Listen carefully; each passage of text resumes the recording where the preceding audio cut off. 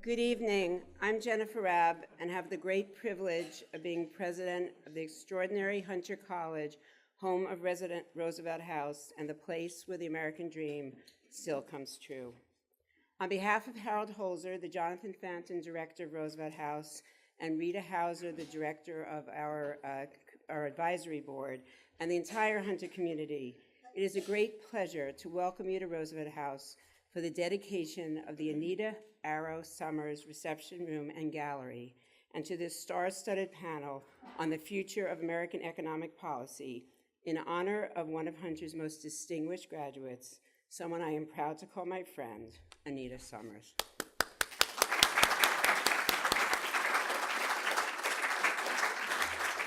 This ceremony is a joyous occasion for all of us at Hunter who are in awe of Anita Summers' brilliant career as an economist, a public policy expert, author, editor, educator, and role model. This ceremony is also a gathering of some of the finest minds in the nation.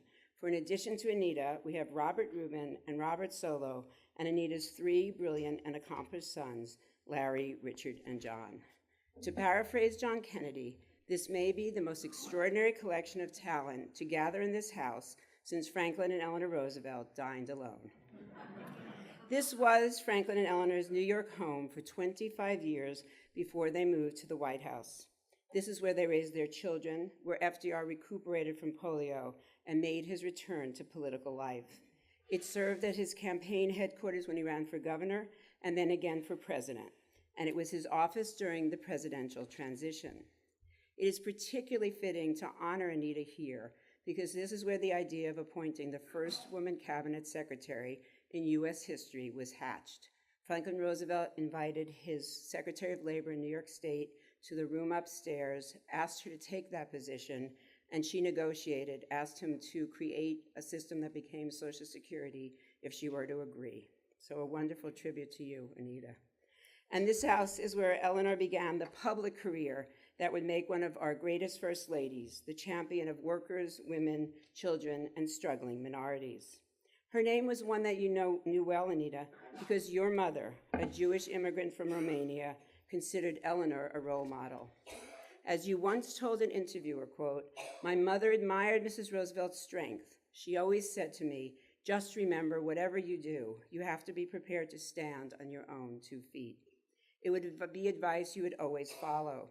Your decision to enter Hunter was one of your many wise choices. Our college was founded 148 years ago by Thomas Hunter, an Irish immigrant who knew what it was to be an outsider. Thanks to his progressive values, it was only the 9th college in America to admit women into higher education, and one of the first to admit all women, regardless of race, religion, or economic status. Thomas Hunter was committed to professionalizing the job of the teacher, one of the few professions open to women at the time. So it is entirely fitting, Anita, that we are honoring you here tonight, and doing so, we honor a teacher whose career in higher education, even the visionary Thomas Hunter could never have imagined back in 1870.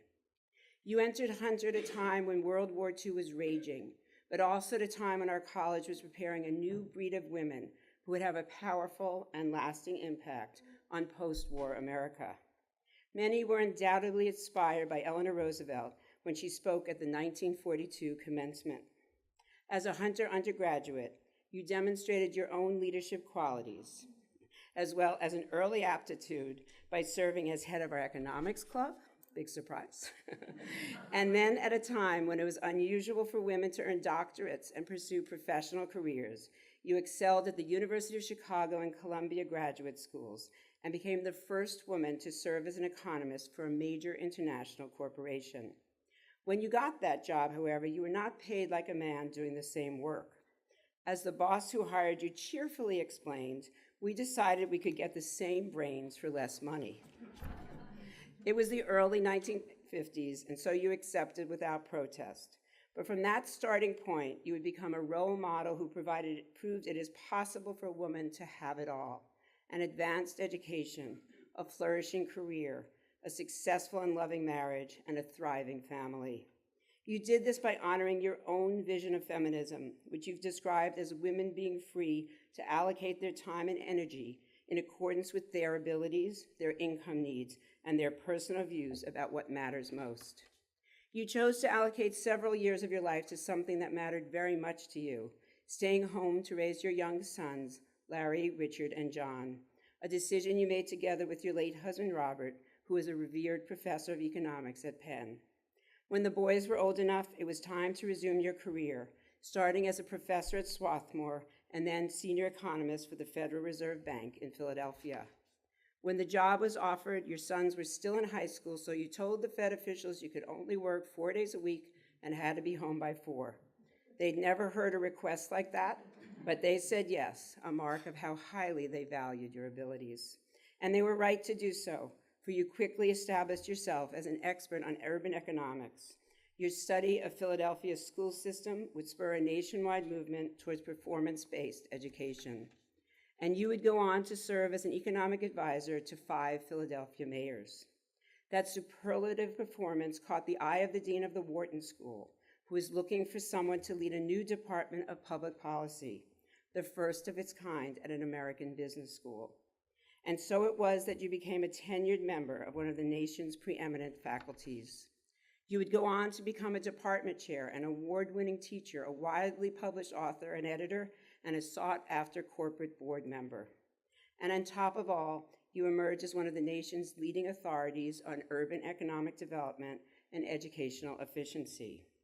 And how did those 3 sons, to whom you devoted so much time, energy, and love, turn out? Richard is a psychiatrist at Penn's Medical School and a nationally recognized educated author and clinician. John is an attorney who was named Litigation Lawyer of the Year in 2017 by Best Lawyers in America, and who recently secured the release of a man who served 33 years for a crime he didn't commit. As for Larry, he became, like both his parents, an economist who has held many jobs, among them Secretary of Treasury and, of course, President of Harvard. Yours is a formidable family. Besides your many achievements and those of your husband and 3 boys, your brother, Kenneth Arrow, another CUNY graduate, was a Nobel Prize winner in economics, as was your brother-in-law, Paul Samuelson. Anita, you have exemplified the Hunter College motto, Mihi Cura Futuri, the care of the future is mine.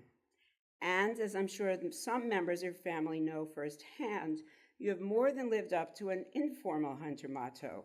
You can always tell a Hunter girl, but you can't tell her much. Your alma mater has long been proud of you. You've been awarded an honorary doctorate of humane letters in 1995, and you've been inducted into the Hunter Hall of Fame. And we are deeply grateful for your wise counsel when we were establishing Roosevelt House as an institute for public policy. In fact, you were one of the very first people I turned to after we made that decision. It was during your time at Hunter that the Roosevelts suggested that Hunter buy this house after Sarah's death. You were an early believer in this reopening and this new mission for Roosevelt House, and of course, an invaluable advisor. And so it is fitting that we are gathered here now to name a part of Roosevelt House in your honor. As I mentioned earlier, Roosevelt House serves as FDR's presidential transition headquarters, since at that time the inauguration was not until March. So during the 4 months from November to March, the press gathered outside every day. But when the weather got cold, Eleanor could not bear the thought of them shivering out on the sidewalk. So she invited them in. They camped in the west parlor, along with the front window with their cameras and tripods piled on the floor and a fire blazing in the hearth. FDR would see them for a few minutes occasionally, but Eleanor kept them warm 8 hours a day. And so this is the parlor we will now name for another person of embracing hospitality and warmth, and a consummate advocate of the public good, Anita Summers. So Anita, please step forward as we unveil this plaque.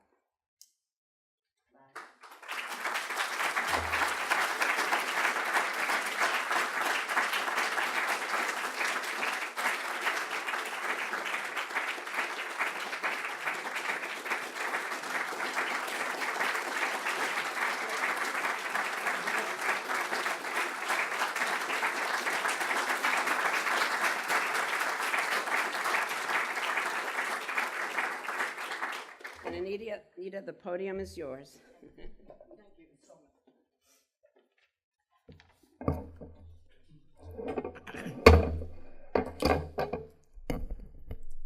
Thank you, President Rob and son Larry, for making this evening a happening. I am touched and somewhat overwhelmed by the thought process that ties my admission to Hunter in 1941 to my role in this event. I discovered economics and public policy at Hunter through the demanding standards and personal guidance that characterized the education I received for 4 years, and they became central to my professional interests as the years unfolded. A few thoughts about my 4 years here. They were preceded by an upbringing where education was indeed revered, and public policy discussions were a significant part of our family meals. All I had to say when my mother would ask me to run over to the grocery store to get some item was, "I have some homework to do," and then I was excused. I entered college when there were extensive, non-negotiable requirements for the first 2 years. 2 years of science, 2 years of social science, 2 years of a foreign language, 2 years of English literature and writing, and music and art appreciation. There were choices, of course, within each area. When I took my first course in economics and my first course in statistics, something clicked. In economics, in the senior year, in many departments, they had honor programs, and there was one in Hunter. There were 6 of us, and what a course it was. I still remember vividly the person who was in charge of it, Dr. Dorothy Lampin, who combined demanding standards with genuine personal mentoring. It was several years, this was 1940, I guess 44 by the time the honors program was in, several years after Keynes's general theory hit the United States, and the entire course was devoted to us. Each of us had to present a paper on a specific topic. Mine was the natural rate of unemployment, which means I had to understand everything there was about it, document it in every way, and explain it and answer all questions and so on. All of us, of course, were products of the Depression years, and Keynes's emphasis on unemployment, the fact that markets do not equilibrate rapidly, that unemployment can last for a long time, that government has a role, rang loud and clear in our ears. It's what led me to remain drawn to distributional issues in all my later work, when I worked on educational finance or urban public finance, urban economic development. It's what led me to develop, when I was developing the public policy curriculum at the Wharton School, to decide that a core question to be addressed was, what are the respective responsibilities of the private versus the public sector? In the last decade, I have come to understand even more the value of the broad education I received. When you study liberal arts, fundamentally, you learn how to educate yourself throughout your lifetime. As you all know, longevity has been increasing at an awesome rate. We now have many years where one's profession is not central, is not the central activity. The required breadth of my Hunter education influences every day of my life because I keep wanting to learn and to help others to keep learning. Some years ago, President Rob asked me to meet with her to discuss the development of a public policy program at Hunter, and I have kept track of its development through the years. Today, public policy programs face a dual task. One is teaching the developments, of course, in data analytics, which yield both the information on the factors underlying the economy's problems and on the effectiveness of policy alternatives. The second task is to identify the current determinants of what's actually enacted by way of public policy. Data analytics tells us how to optimize, but the enactment of a public policy in a democracy requires the ability of our elected officials to make trade-offs that reflect the interests of the whole population, not just those who are on the top of the income distribution. We are certainly witnessing evidence of Arrow's impossibility theorem as we watch the increased inequality of income in the United States today. Jennifer Robb and Harold Holzer have organized an educational system that exemplifies the efforts to expand the participation of many in public policy careers. She manages a college with high standards where some of the students who have had disadvantaged backgrounds are enabled to participate. One of those just won a Rhodes Scholarship. She has generated a set of physical facilities, room and board for students who can benefit from living in a place other than their home. Multiple set of library study rooms differentiated by field, where students can gather when they are not in classes, where there are computers and tutors. These Hunter graduates will now have futures which they could not have had without these assets. They will be reducing the inequality of income in the years ahead by their professional activity and their children's. So my bottom line message today is that my experience at Hunter long ago and recently translates into my applause for what I was given some 70 years ago, for Harold Holzer's leadership of the Roosevelt House Public Policy Institute, and for Hunter's outstanding leader, Jennifer Robb. Thank you.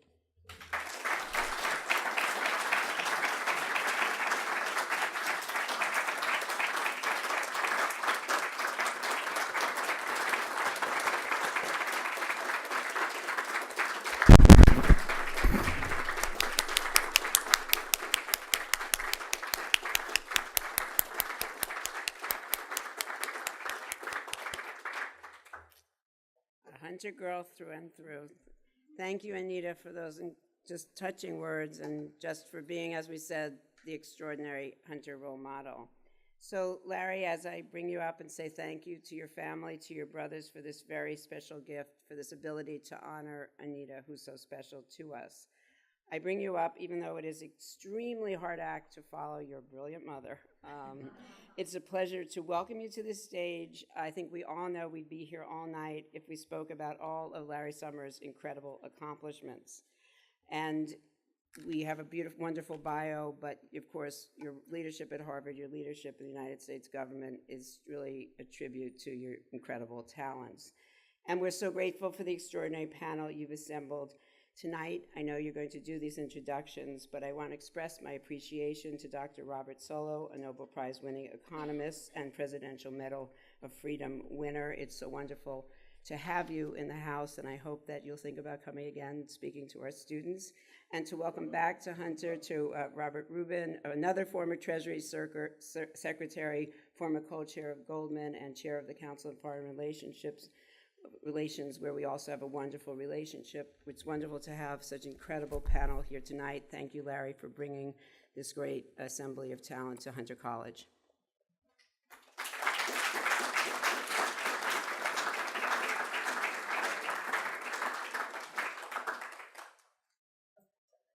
Gentlemen.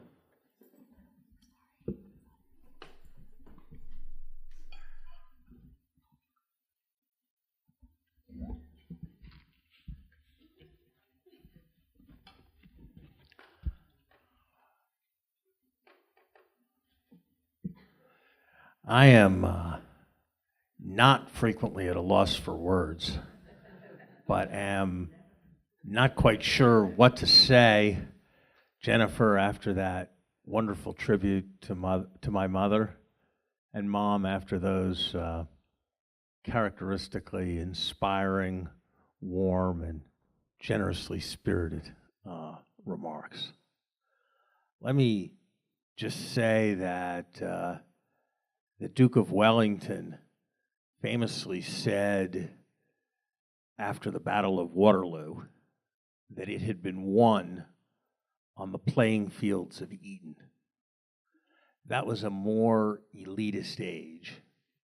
And I would suggest that in important respects, the battle for America's future will be won or lost in our institutions of public education, including critically our institutions of public higher education.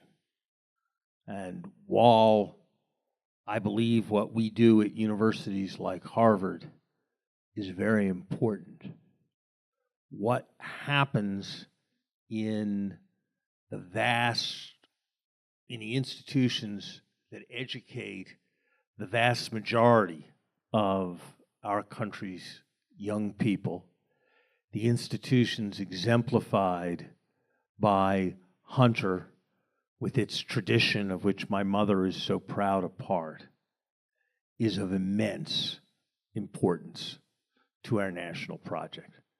Jennifer, thank you for the inspiring leadership that you provide.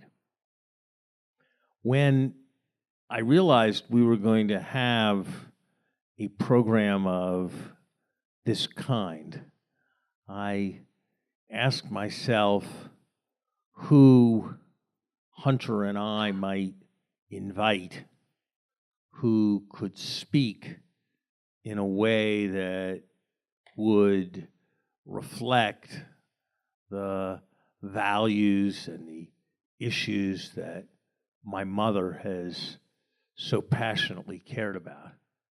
And I'm delighted that we have here two people who I have enormous respect and admiration for.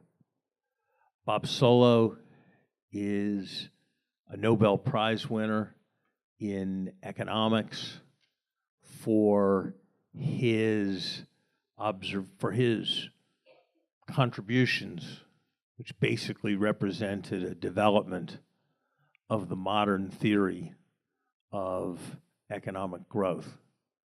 He is legendary for the sharpness, the wit, and the effectiveness with which he has defended progressive values in economic policy in times when they are fashionable and in times where they were not.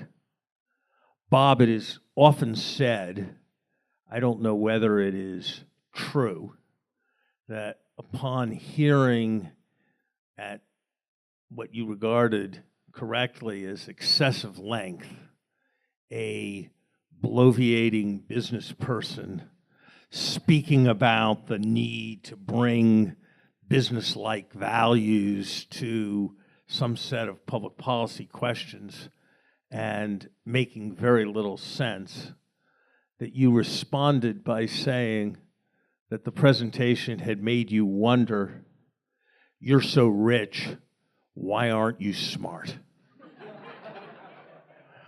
And one could go on with many observations of that kind. I have not, given my life as a professor, had very many bosses in my life, and I've had even fewer for whom I had great admiration. And fewer still where I recognized that it was the appropriate order of things that they be my boss rather than that I be their boss. But Bob Rubin was such a person. It was my great privilege to work under him for 4.5 years at the Treasury Department and to learn an enormous amount about, as he frequently reminded me, that he had experience in markets and I had experience writing papers about markets, and one might be of somewhat greater value than the other when it came to predicting what would happen in markets. And so, yes, I learned about markets from Bob Rubin, but I learned much more about leadership, about friendship, about establishing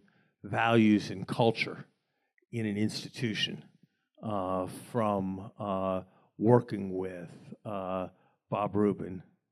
And I believe that if our country, as I think it surely did, enjoyed a period of remarkable prosperity in the 1990s, that is, of course, a tribute to President Clinton and the leadership that he provided.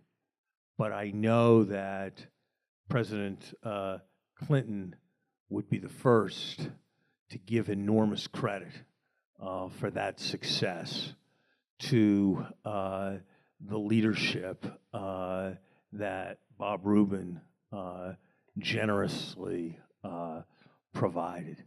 So let me just conclude these introductory remarks by, on behalf of my brothers, on behalf of my children, and on behalf of my nieces and nephews who are present, thanking primarily my mother for all that she has meant to us, and also everyone here tonight who is part of honoring my mother.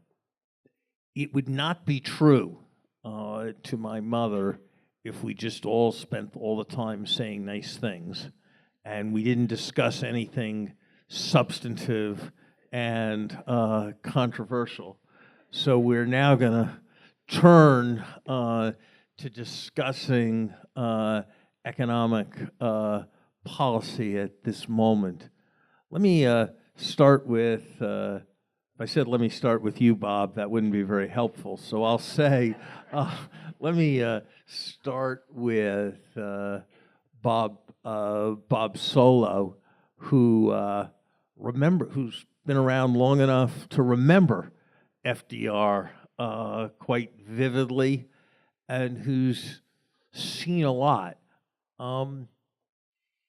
What does the current moment make you think about, wish for, and hope for?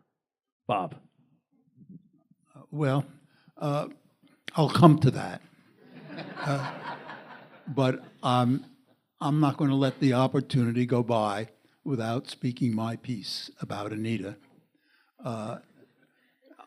I've known Anita for a long time, and in fact, it's really apropos that we first met when she and Bob Summers were engaged to be married, and they came to visit Bob Summers' brother, Paul Samuelson.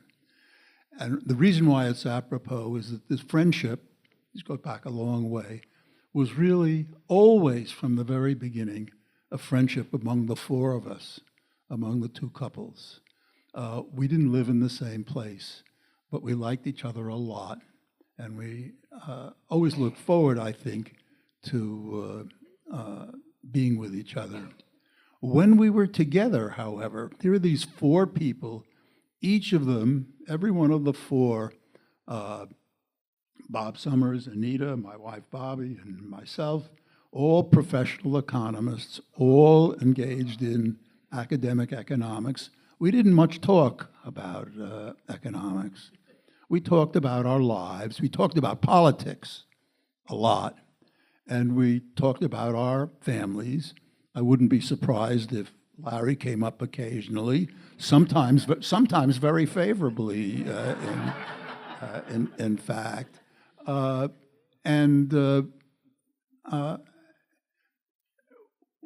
We shared a way of looking at life, and it's such a delight to be here on an occasion like this. I want to say something else that is actually a little serious, more serious. Both Anita and my wife Bobby were members of the class of 1945 in their colleges originally. That's a long time ago. They both grew up, and Anita grew up to maturity before our society had even begun to think about what to do about intelligent, educated, energetic, motivated women. And people like Anita and Bobby had to make it up as they went along. And they managed to juggle the role of wife and mother and scholar and somehow make it possible and still give dinner parties for 10 people, which hardly anybody does anymore. So I wish Bobby were here. She's not, but I wish Bob were here. He's not, but we remember. All right, now I'll come to the issue of the day. I'll tell you what my major nightmare is, what I worry about most. Eventually, Trump will be gone, one way or another. But the Trump base, the people who enthusiastically vote for him and like what he does and cheer him on, they will still be with us. And they create a terrible problem for our society. There is many millions of people who feel that the political and economic system has failed them and abandoned them. And the reason they feel that is because the political economic system has failed them and has abandoned them. And they don't know what to do, as, by the way, I don't really know what to do. And they react by being in favor of anything or anyone who promises to turn everything upside down, to change everything, to do differently. I thought for a lot, but I don't really know what kind of policies to recommend to deal with those millions, many millions of disaffected people. They used to have good jobs. They used to have jobs that paid relatively well, and that provided some prospect of security. And they felt that they had respect and economic status. And they no longer feel that way. There are jobs, we have a very low unemployment rate, but the jobs don't pay well. They don't have a lot of security attached to them. And the people that I'm talking about feel that others have done much better than they, who are no more deserving than they are, who, in Clinton's words, work hard and play by the rules. What can we do for them? There's no point in making idle promises about restoring coal mining or steel manufacturing to the U.S. That's not going to happen. I'm not sure what we can do. Of course, Americans always end up praising education, so let's take that for granted in training.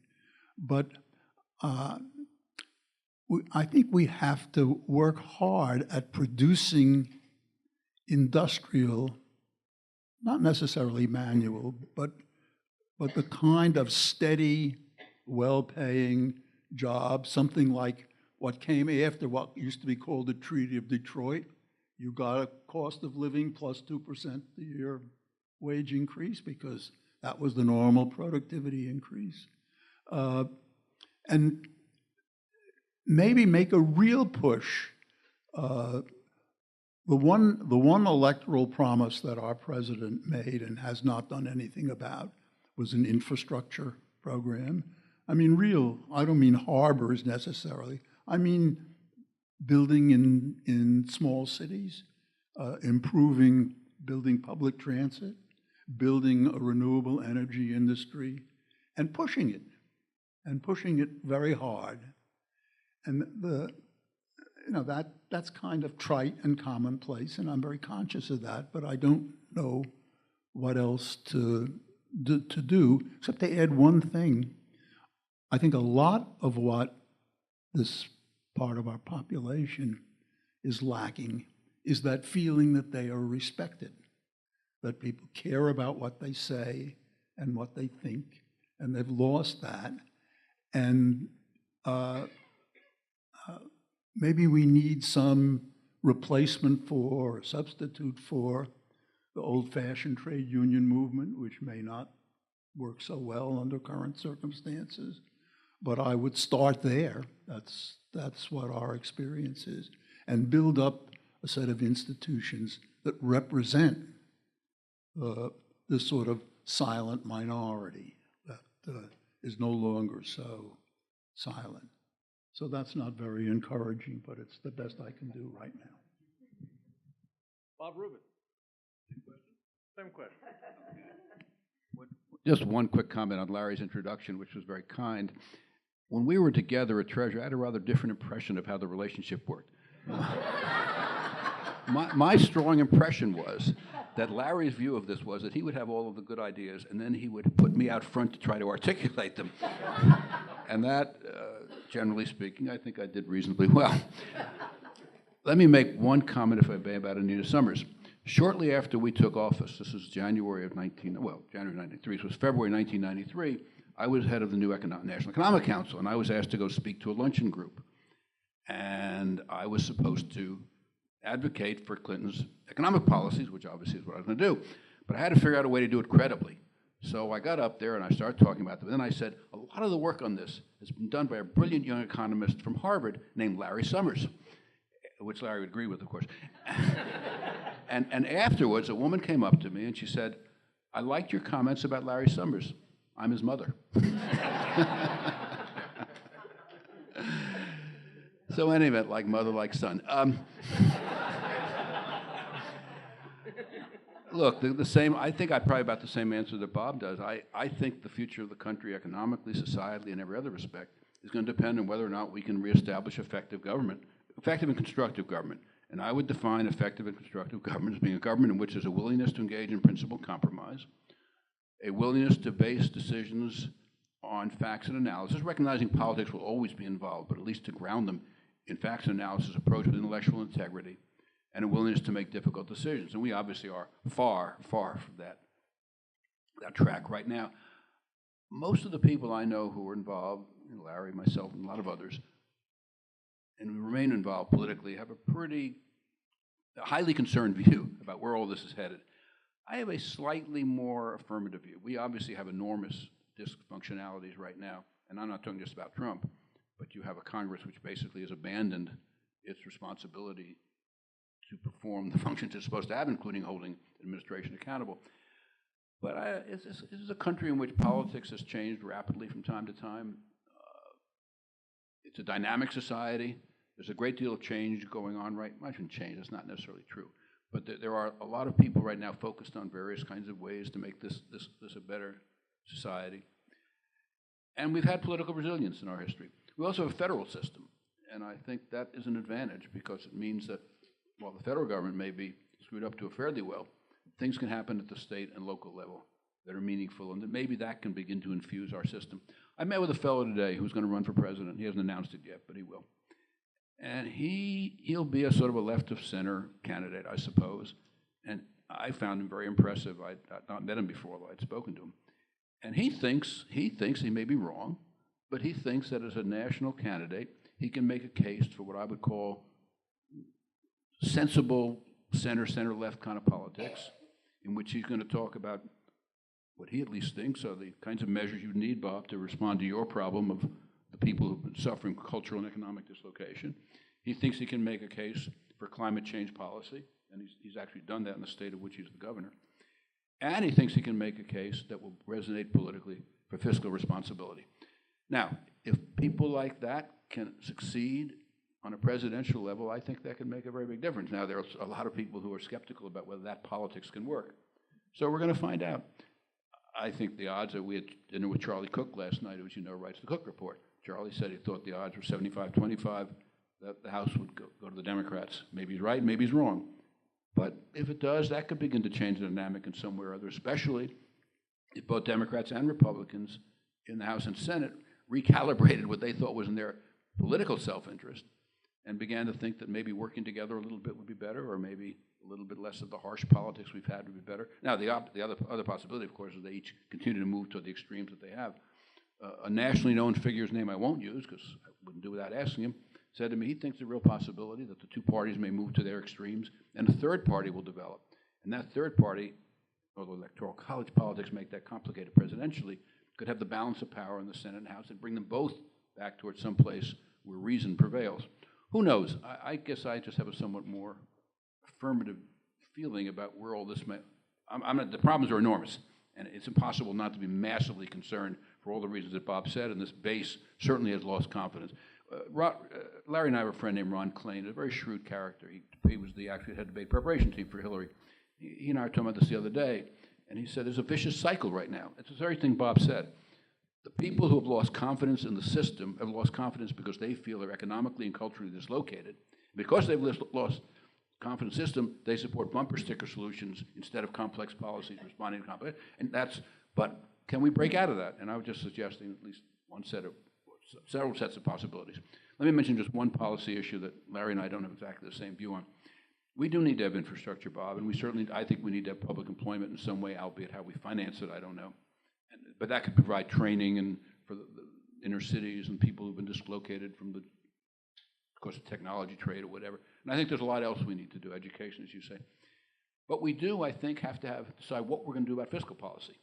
And reasonable people disagree about that. I have the view that we're on a terrible fiscal trajectory that will creates very great risk now, and as those risks materialize, will do us great harm in the future. There are very reasonable people who are much less concerned about that. But what I think we shouldn't do is just keep shunting the question aside. I think we should say, what is our approach going to be? Are we going to try to address our current fiscal trajectory, which, at least according to the CBO, means debt-to-GDP ratio goes from roughly 76% now to 100% 10 years from now? Or do we not try to do that, but do at least pay as we go? Or do we decide, and this is not an unreasonable, it's not what I would do, but it's not an unreasonable thing to do, decide there are very worthwhile things to do, and we're willing to deficit fund them for some period of time. So that, I think we've got to make a fundamental decision as a society, as a polity, what we're going to do about fiscal policy, and then act accordingly. I think that's a little bit of an answer. Larry? Thank you. Four of my mother's grandchildren are here present. Maybe I'll put this question first to you, Bob Solow, coming out of what Bob Rubin said. If you think about the fact that, in some sense, a primary obligation of any society is to the next generation and the generation after that, and recognizing that ideas around capital and saving and trade-offs between today and tomorrow are at the center of your theories of economic growth. Not in terms of what legislation we should pass this year, but conceptually, how would you have us as a country think right now about preparing the world for my children's generation, my mother's grandchildren's generation, removing debt as a priority, debt burdens which they will otherwise bear, investing in infrastructure or whatever? How would you, if you had a chance to talk to the next president about how to think about that issue, what would you tell her? I'm at Hunter. I figured that out all by myself. Larry has finally figured out it's good to be politically correct.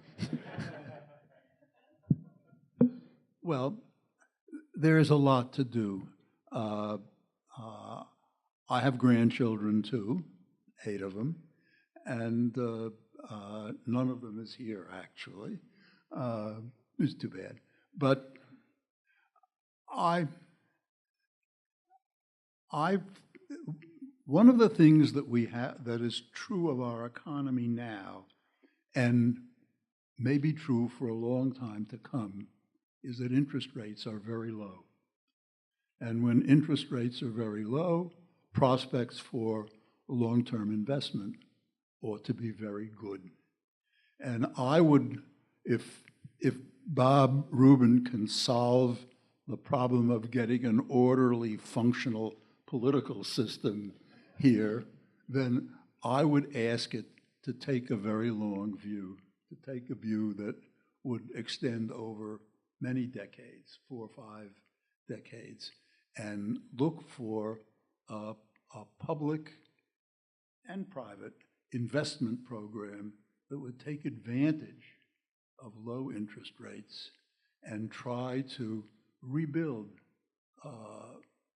the mess that we have made of our cities, as Anita knows only too well, and try to reconstruct a more pleasant country to live in physically to start with, in the hope that doing that would provide a kind of social impetus that we need to have if we're going to make progress. I think it's worthwhile worrying. I was going to say wondering, but I mean worrying about the accumulation of debt, both on the hand in the owed by young people, student debt, and owed by the Treasury, owed by citizens. Low interest rates make it possible to service that debt easily, but I think one has to be careful of limits. On the other hand, if there is any good reason for incurring public debt, productive public investment is probably the first among them, and I think we could use a lot of that. So Bob Rubin, if the next Democratic president said to you, okay, like I get it, I want to do all this stuff, I want to invest in the future, I want to have lower deficits, yeah, it was great when you did Rubinomics in the Clinton era, it was really great, but here's my choice. I can't get the people to raise taxes. Not going to happen. I'd be irresponsible to cut the country's defense more than we have, and I'm going to really do a great job of cutting waste out of the government, but there isn't that much to cut. I can persuade everybody to borrow $2 trillion over the next decade to invest in infrastructure. I can get them to do it. Or I cannot do that because $2 trillion is really a ton of debt, and even though it'd be good to have the infrastructure, we shouldn't have $2 trillion of debt. Should I do it or not? I really want to do the responsible thing for the future and be remembered well by history, but that's the painful choice I face. I think Bob Solow basically just said, do it, Ms. President.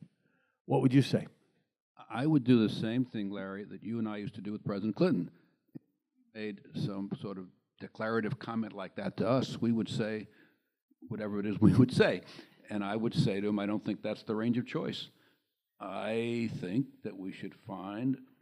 You went to law school. There's a term called fighting the hypothetical, and it's not usually encouraged. Well, I didn't remain practicing law for maybe... so... No, because I think listen, I can give you hypotheticals. The Knicks are going to win the New York championship, but you know these hypotheticals lose some of their meaning if they're not grounded in reality, in my opinion. But I kind of think, and you and I have seen some of this in the last 2 days. I kind of think that you're assuming. I assume that they have the Senate and the House, because otherwise you're probably not going to be able to do stuff anyway. And if you have the Senate and the House, I think you should be able to put together a tax program that makes sense and that gives you very substantial additional revenue. And then I would take that revenue and I'd apply it to the kinds of, well, you have interesting questions of what you'd apply it to. I think Bob's right about infrastructure. I would increase the ITC because even if we can, as Bob said, provide large numbers of jobs, wages clearly are under a lot of pressure. So I would reform the EITC both in increasing it and expanding its scope. And I'm not sure what else, but we'd sit and sort of figure that out. But all right, let me see if I can, if you want to go at it that way, let me put it a different way. Let's suppose you can, let's suppose you win that argument and there's $2 trillion of tax increases that you can achieve and you can get consensus on, and you have the $2 trillion. And you can use some of that $2 trillion for the EITC and for supporting working people, use some of that $2 trillion for investments in education, including in higher education, reducing student debt. You can use some of that $2 trillion to strengthen the infrastructure. And then you can use some of that $2 trillion to collect more tax revenue each year so that the government doesn't run a $1 trillion a year deficit. How much of the money would you use to bring down deficits from our current deficit trajectory, which worries you, and how much would you use for these various worthy causes? Can I ask you one question? Sure. Do I have to solve this problem within the arbitrary limits that you've given me? Or, as you know, because you and I have both seen the same memos in the last few days, there's a lot of, we've spent 18.5 or thereabouts percent of GDP on healthcare. The average developed country is what, 12, I don't know, 11, 12%, something like that. There's a lot of cushion there. Now, maybe we can't do what the average country does, but there seem to be some opportunities for real savings in national healthcare growth costs, which then would feed back into Medicare and Medicaid. So that gives us some additional cushion if you're comfortable with that. You know, when I worked for you, I used to come in with all kinds of ideas, and I wanted to go charging off with great vigor. And you used to tell me, initially once every 3 days or so, and I got a little smarter, so you didn't tell me quite as frequently after a while, that not everything can be the Alamo. And sometimes you have to kind of adapt yourself to the world as it is. Larry, something you used to tell me. So why don't we assume that, I mean, if you want to assume that there's an extra $1 trillion you can get from healthcare, I'll let you do that. But I want there to be a number that you can get, Okay. and then you have to decide how much of it you're going to allocate to worthy things and how much of it you're going to allocate to deficit reduction. He's about to avoid the question again. I'm not entirely sure how, but I see an evasion coming. No, that's totally untrue and also unfair. and one shouldn't be unfair to people. But you'd have to model it for me and show me how this thing divides up, because I think we should divide it up in some fashion. So we have what our debt GDP is 76% now, 77%, whatever it is, and it's going to 100% in 10 years. So maybe I'd want to really ramp that down and try to get it to where it's just gradually moving up. And that will take X amount of your $3 trillion, and then the other, which is Y amount, I would apply to your various little ventures. I take that as an attitude that's less serene about taking advantage of the low interest rate than Bob Solo's. A little bit, but although I think rational but nonetheless rational and balanced. What's lacking here is we seem to be talking about debt in trillions of dollars rather than in ratio to national income. To national income. Sure. And if taking the view that you impute to me, probably correctly, would in fact improve the productivity of the economy substantially, as it might or it might not. But if it did, then that would validate quite a lot of extra spending. Bob makes a good point, which I should have included in and that is there's some dynamic scoring involved, or dynamic scoring effects engaged in public investment too, so one would try to make some rational calculations of those, I suppose, which was your point, and I'm just repeating your point. Let me ask, change the subject a little bit and ask the two of you a different question. I would like very much to believe that more of the kinds of things that FDR stood for, broad government in support of a broad middle class and a strong safety net, done effectively, once put in place, would allay these populist pressures and a great deal of the ugliness that's afoot in the land. I would love to believe that, and on many days I wake up confident of that. On other days, I think to myself, in Europe, they have more social insurance, more stronger healthcare entitlements, more stuff that makes it hard to be a plutocrat than Bernie Sanders could dream of. And the far right is on the march in Sweden and in large parts of the rest of Europe. And so are we confident that that's really what it's all about, rather than some other set of less fundamentally economic concerns? I take the second option, but there's a little more to it than that. Much of the reaction in Europe is anti-immigrant, just as much of the reaction in the U.S. is racist, pure and simple racist. And you improve that, improve is the wrong word, you can reduce the impact of that a little bit by generalized prosperity, but you probably can't make it go away without some kind of institutional change, of getting people whose reactions, I'll stick to this country, tend to be racist, to think about something else, to use their energies elsewhere. That's what I was hoping that a reformed trade union movement labor union movement might conceivably accomplish. But I think it's very important to realize, I'm not sure that I know that I'm not the best person to discuss this, that much of what we're talking about here, about the populist reaction, is not narrowly economic. It's, as I say, anti-immigrant, it's racist, it's, your psychiatrist brother is probably better able to discuss that than I am. Bob Rubin? I think I have the same reaction that Bob just went through. I think there's although I guess, look, somebody said, I'm trying to remember who said this to me, Larry, just the other day I was talking to somebody who was an elected, I know it was an elected official.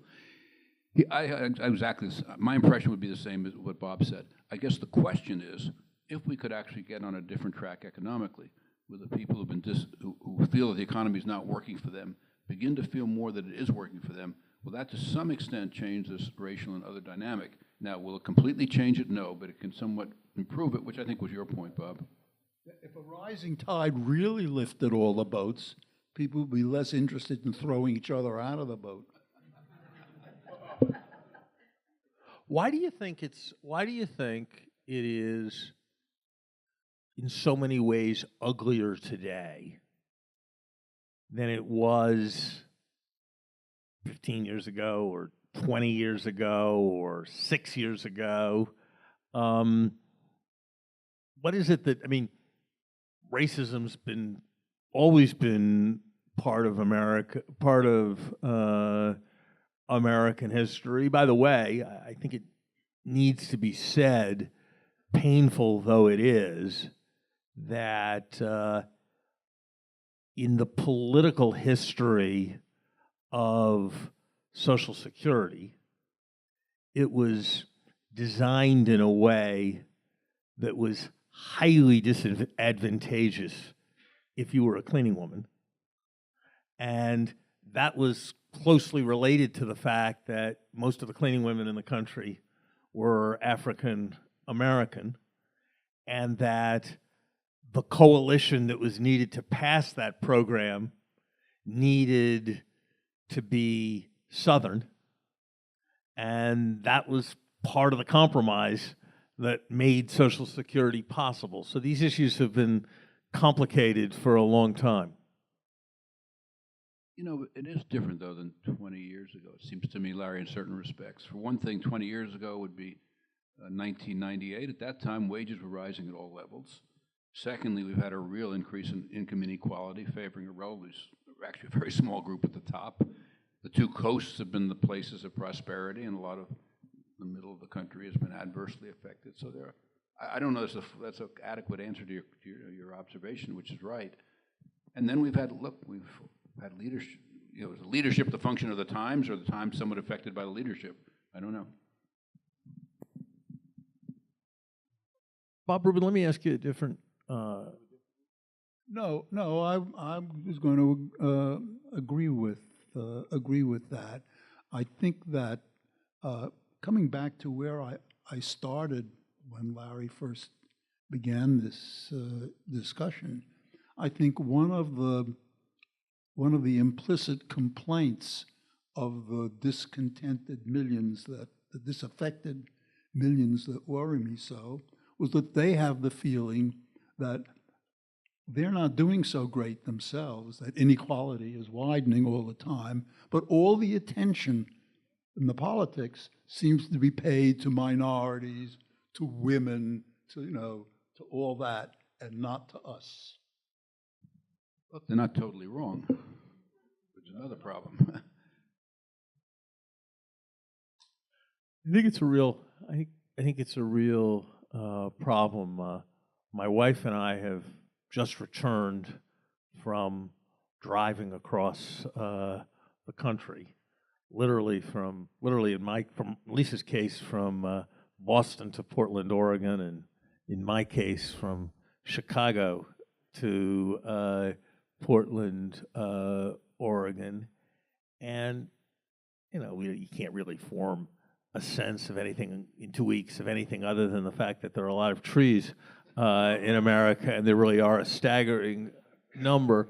But one had the sense that there were at least as many people in the places we were who were worried about people who should have been working and weren't and were getting some kind of welfare, as were worried about people who had private jets and shouldn't have private jets. So I think it's complicated. The labor union movement's leadership is committed to progressive policies, but the labor union membership has a difficult time turning out in support of progressive policies. Bob Rubin, you've spent much of your life in financial markets. The 2008 financial crisis was not an event that was widely anticipated, to put it mildly, and was quite traumatic. What, if anything, about the way you thought about financial markets and the financial system and government and the financial system did you change your mind about, or did you have your views evolve because we had a major financial crisis? Let me answer your question, but can I just say one thing with something Bob said? I think it is sort of justifiable to say that I'm very involved in something called LISC. I don't know if you've ever heard of LISC. It's the largest community development organization in the country. We provide $1.3 billion of funding to inner cities. So I'm very focused on those issues. But I think it is fair to say that if you're a laid-off manufacturing white worker in the middle of the country, there's very little the country really has done to focus on their issues. So I think, Bob, my impression from a little bit I know is that Bob is right about what they say, and they're not totally wrong, that we really have not had a set of public policies responsive to the technological displacement that's affecting these people. On your question, Larry, I think the great surprise of the 2008 market crisis and then recession, call it what you like, the two together, was that the financial system was vastly more vulnerable than any of us had thought. When you look at the Fed minute, I don't know if any of you have done this or not, but you look at the Fed minutes just prior to that, Ben Bernanke, who I have enormous regard for, was saying, we're heading into something that may be a cyclical downturn, then we'll have a cyclical recovery, and that's the position we're in. I remember Pat Moynihan saying to me once, before he died, that the era of major business cycles was over, that they're becoming more and more attenuated. Well, it turns out that wasn't so. So I think, to me, the lesson of it, Larry, was there's far more vulnerability in our system than we thought, and we needed policies that were relevant to, or that pertinent to dealing with that. And I think a lot of what we did was right. I think some things we did were foolish, and I think we've reduced the resilience of the system by some of what we've done rather than increased it. And I think Tim kind of had it right. I remember somebody said to Tim at the time when he was Secretary of Treasury, he said, what is the answer to the problems we face? And he says, capital, capital, capital. So I never had an efficient market. I know when Greenspan testified, he said it affected how we thought about people behaved in markets. I guess he thought it had a more of an efficient market kind of a theory. I never had that. I always thought that people were fundamentally psychological animals when it came to markets, and markets in the short term were psychological, and in the long term probably did synchronize with fundamentals over time. So I didn't change my fundamental view of how people behaved in markets, because I started out believing that they were predominantly, as I said, non-rational and sometimes for extended periods of time. I'm going to ask Bob Solow one last question, and then I'm going to turn to the audience. Bob, you probably trained as many of the people who became influential economists in the generation that was operative, the generation that led things from the late 60s through almost to the present as anyone. If you had with the 2020 hindsight you now have, what, if anything, would you teach differently? What, if any, different messages would you impart than the ones you felt you imparted over the years when you were a legendary teacher at MIT? Well, I don't think there's much that I want to take back, but there are things that I never thought about, and I was so glad that you didn't ask this question about financial markets of me, because it's a subject that I ignored very effectively during most of my career, and I wish I had spent a little more time with students in trying to get them to think about the interrelation between the financial system and what happens in the real economy of employment and production and saving. I think that was and may still be, I don't know, probably not anymore, a gap in the knowledge of the generation that I taught. On the other hand, I love every single one of them, and I think they've done great, but they might have done a little bit greater had they spent a little more time, unlike me, thinking about finance. Okay, let's take some questions. I think there's a roving mic. Let's if you're going to ask a question, please say your name and please make it a question. Byron.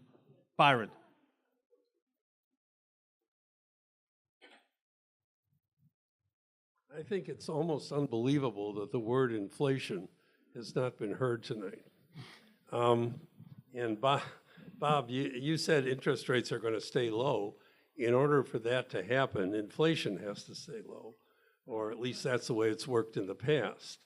I think you're going to be right, and inflation or interest rates are going to stay low, and one of the reasons that they're going to stay low is because inflation is going to stay low, because there's so many people around the world making so much stuff that prices will stay low, and there's so many people around the world who want jobs. So if there isn't a sufficient wage pressure or price pressure on goods, you're going to be right, interest rates are going to stay low, and the government is going to have the resources to do some of the infrastructure things you hope to do. Larry asked that people make it questions. I didn't understand the question. I think what you say is approximately right in part, but I can only speak for myself. I didn't say anything about inflation because right now it's not on my mind. I think somebody who studied economics with Bob Solow, we did learn about the liquidity trap and the idea of zero interest rates, but it was treated as a kind of historical curiosity. And the idea that the problem would be getting up to the inflation target rather than getting down to the inflation target is something that wouldn't have seemed like a plausible outcome during the period when I was studying economics. Byron, you follow these things. Some of the arguments I've made seeking to resurrect the idea of secular stagnation capture very much the notion that you're putting forth of a chronic tendency of, for various reasons, of supply to run large relative to demand, and that to be a deflationary force. Other questions? Yes. Thank you. I'm Ann McNulty. My question was if you wanted to comment on the short or long-term implications of the current administration's trade policy.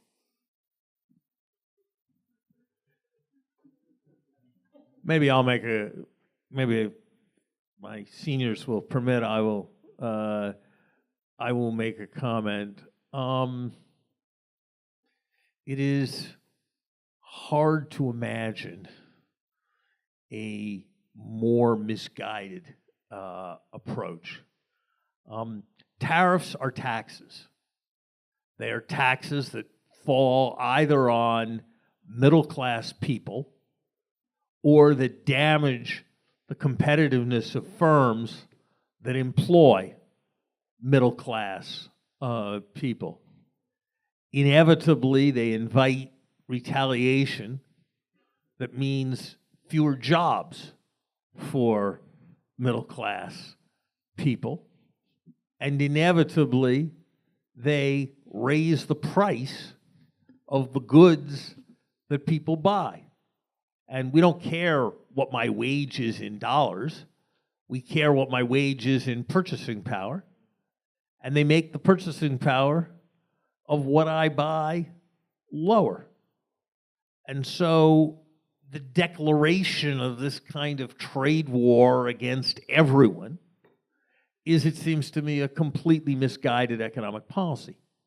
That said, it may prove to have vast psychological effects, and those could be very serious in terms of what they do to the international order.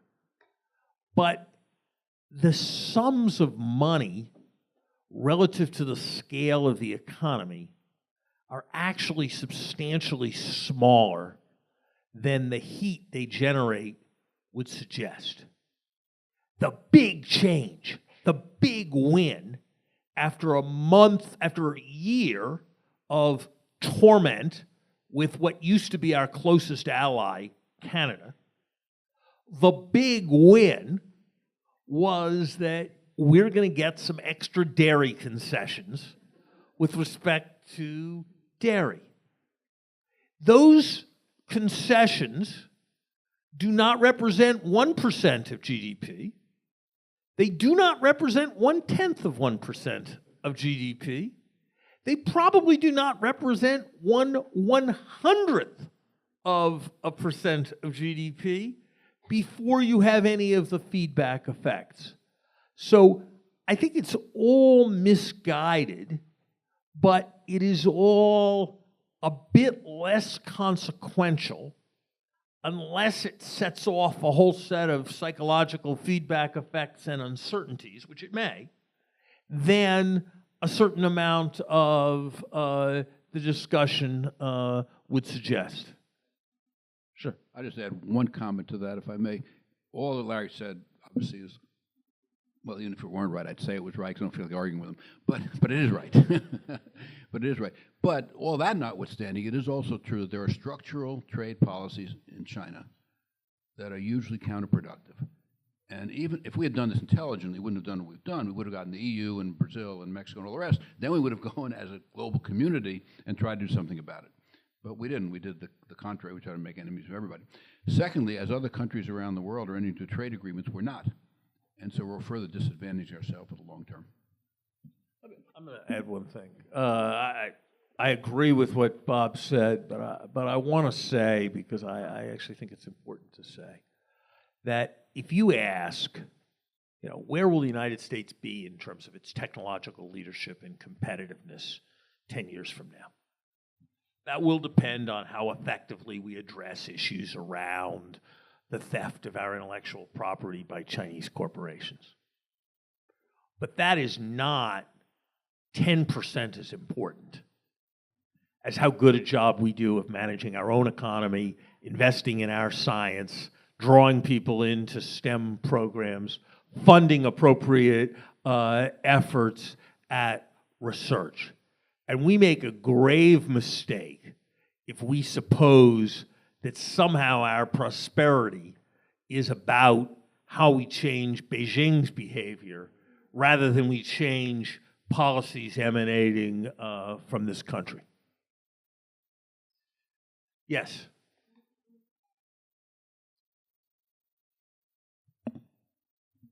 Hi, Peter Lindemann. Larry, in your opening comments, you mentioned public schools.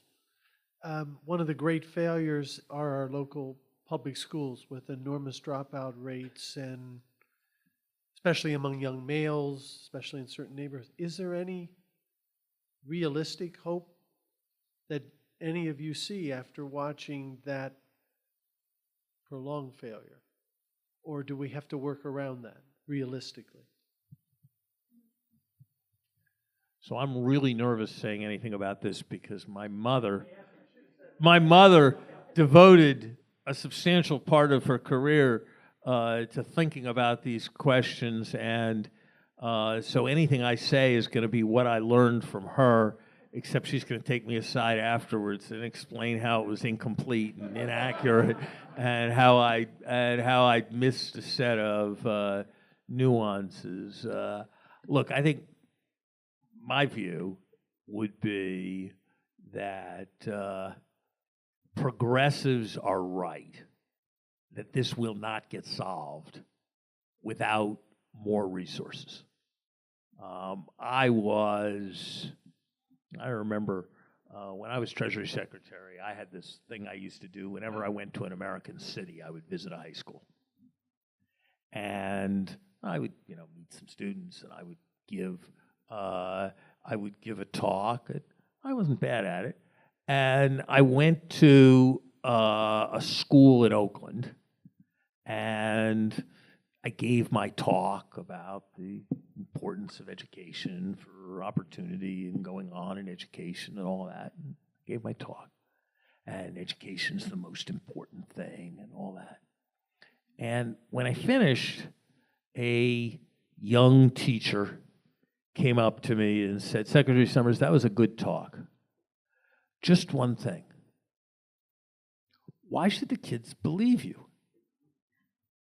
The paint is crumbling off the walls of this classroom. It's not crumbling off the walls at McDonald's. It's not crumbling off the walls in the movie theater.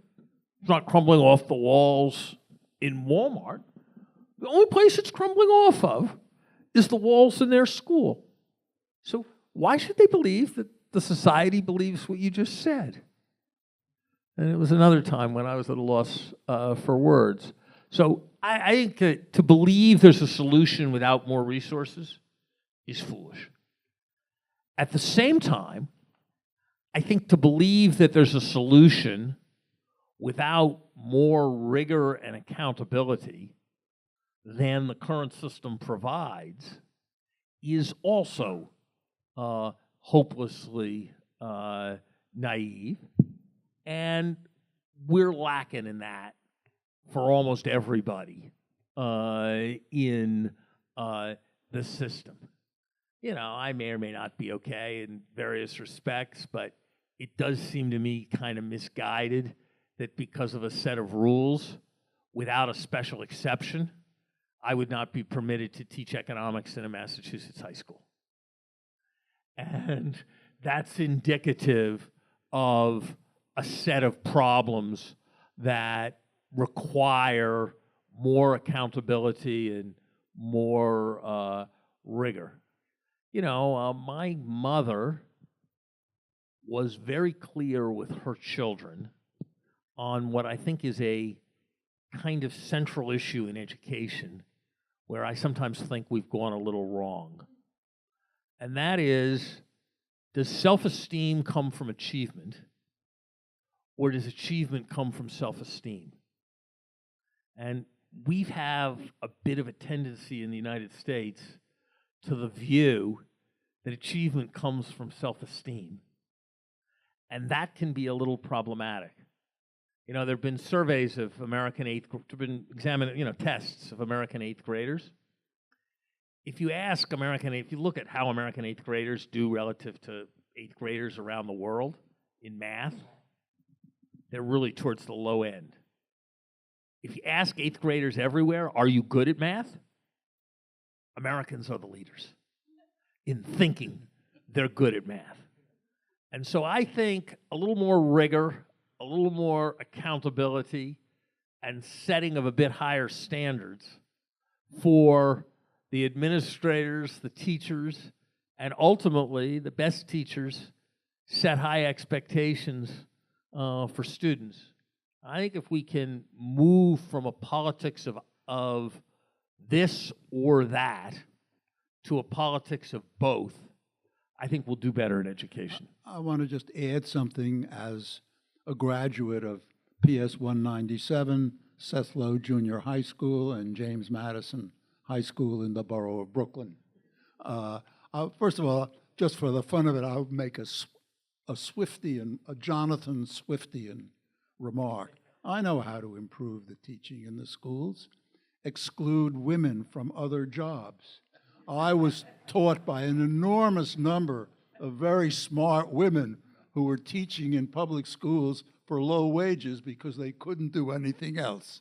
So weren't allowed to do anything else. So we could do that. But that is certainly one respect in which we need resources. We need more resources to attract that quality of person to teaching in schools. We also do need, you're absolutely right, Larry, about the quality of the buildings.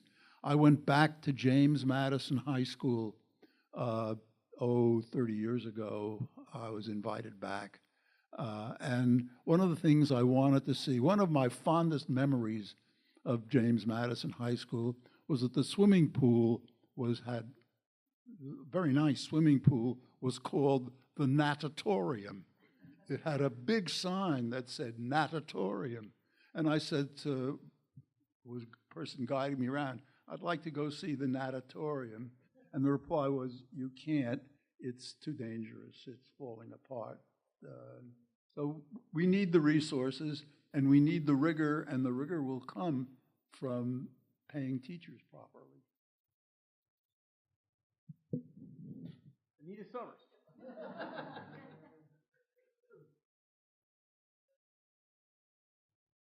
Some months ago, Mr. Rubin had an op-ed piece in the New York Times in which he said he majored in philosophy. You talked about philosophy as preparing you for the world of finance and banking.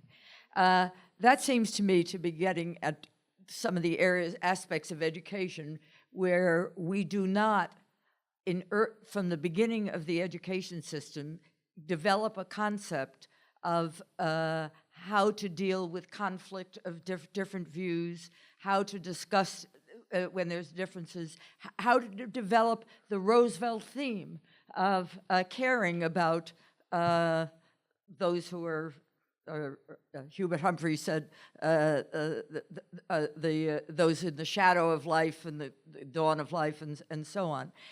We do not, we used to, when I went to elementary school, we had an assembly every week, and the principal, we would salute the flag, and we would say reverential things about our country, and the principal of the school would give some ethical discussion, comments, and bringing you up to higher levels of ethics, as ethics being part of the educational process.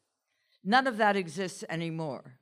We don't develop the concepts early in education about equality, or what we mean by equality.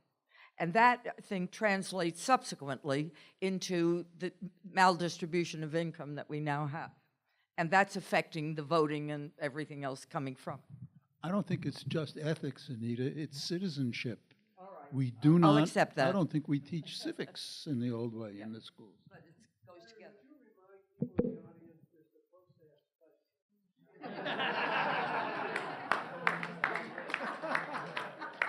Very good, Peter.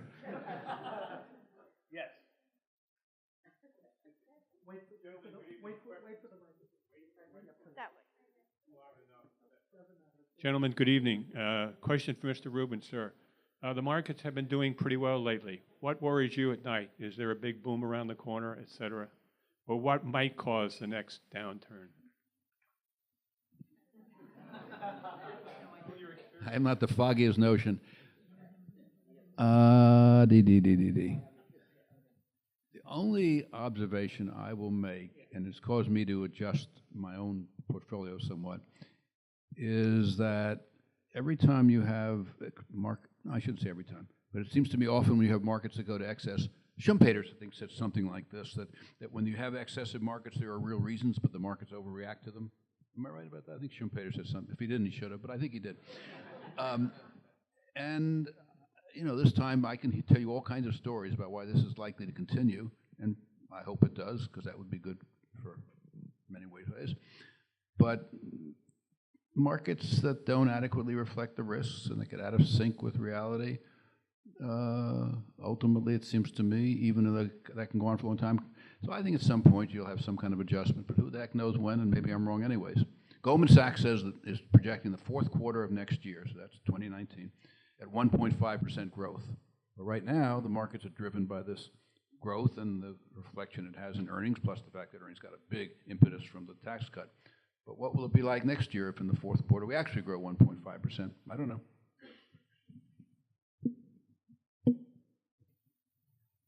Ruth Summers. Okay. As we are at Hunter College, sorry, my name is Ruth Summers. I am Anita Summers' granddaughter. As we are at Hunter, and listening to what you both all said, excuse me, it strikes me that we're talking about like our generation not believing a lot in the economy. How much would it take, and would it not be the best solution, or why would we not fund higher education and then incentivize kids who are already in high school, giving them a real option to make it? Like, I understand the paint crumbling on the walls, that's real. But when you give them a reason to actually graduate, what's the argument against that? I understand the defense, budget elsewhere.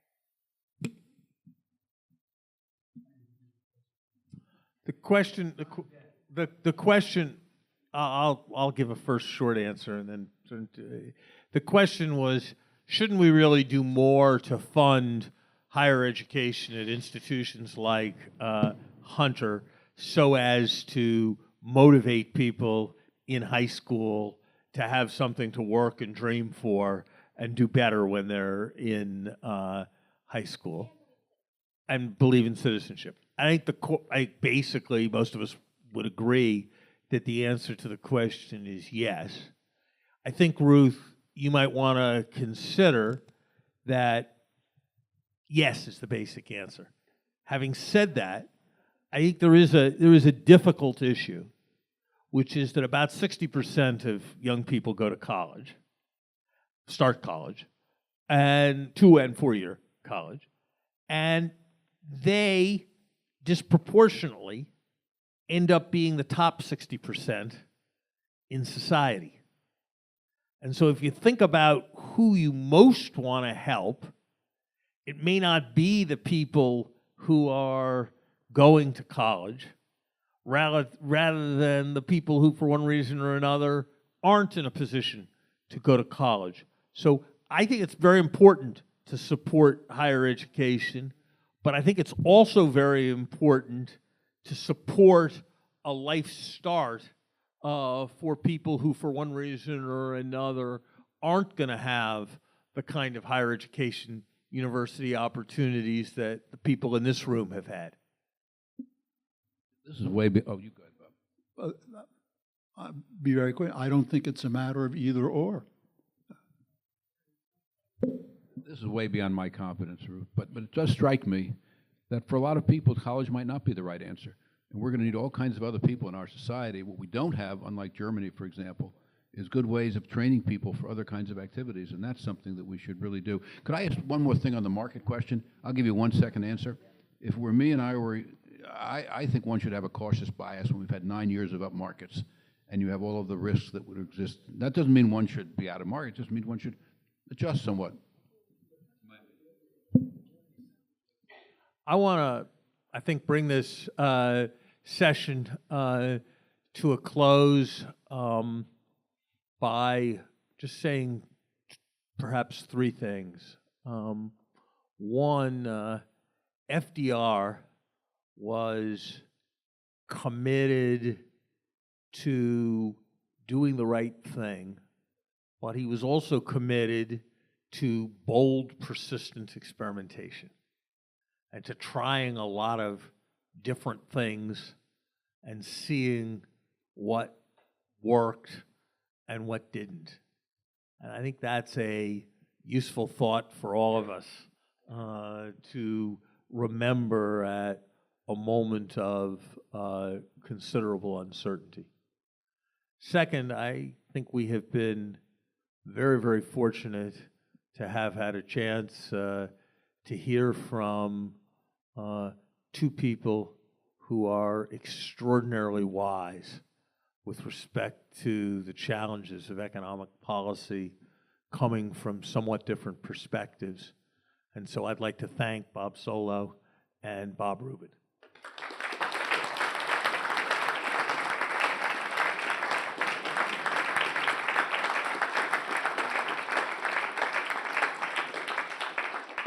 And finally, I just want to say that I hope we have, all 3 of us, lived up to the standard of rigor, passion, and commitment that my mother has exemplified throughout her career.